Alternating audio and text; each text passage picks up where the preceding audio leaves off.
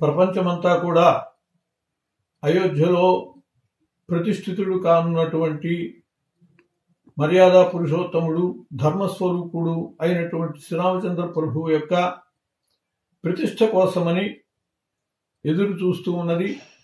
ఈ 22వ తేదీ ప్రతిష్ఠ జరగనున్నది.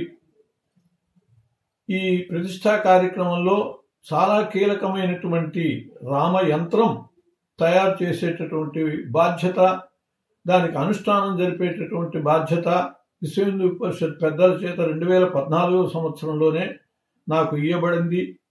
ఏదో జన్మాంతర సుకృతం వల్ల ఆ అవకాశం వచ్చింది అని చెప్పి నేను అనుకుంటున్నాను.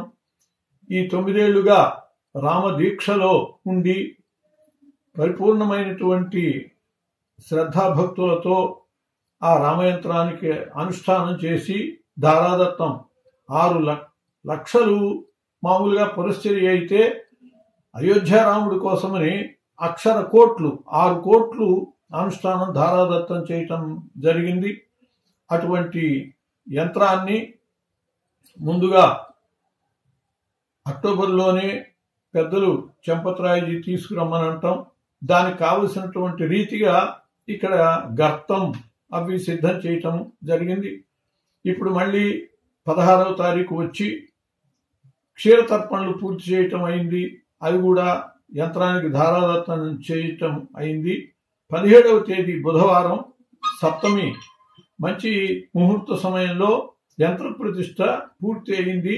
దాని మీద విగ్రహ ప్రతిష్ఠ చేయటం కోసమని తగినటువంటి ప్రయత్నాలు జరుగుతున్నాయి. ఆ శ్రీరామచంద్ర ప్రభు యొక్క అనుగ్రహానికి ఆకర్షణకి కీలకమైనటువంటి అంశము ఆ యంత్రము, యంత్రగతమైనటువంటి మంత్రశక్తే.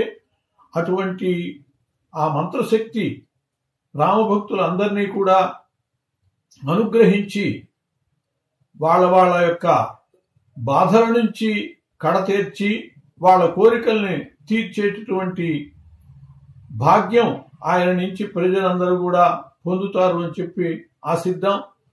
ఆ మర్యాద పురుషోత్తముడు ధర్మస్వరూపుడైనటువంటి రాముని యొక్క ప్రభావం యావత్ సమాజం మీద కనుక పడేటట్లయితే సమాజంలో ఉండేటటువంటి అనేక రకాల దుశ్చర్యలు, దురాలోచనలు తొలగిపోతాయి. ఇది పురాణ కాలం నుంచి కూడా అనుభవంలో ఉన్నటువంటి విషయం.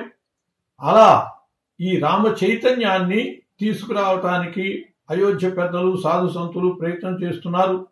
మనందరం కూడా దానికి దోహదపడి ఆ శ్రీరామచంద్రుని సేవలో మనందరం కూడా ధన్యులం కావాలి. ఆయన యొక్క అనుగ్రహానికి పాత్రులం కావాలి.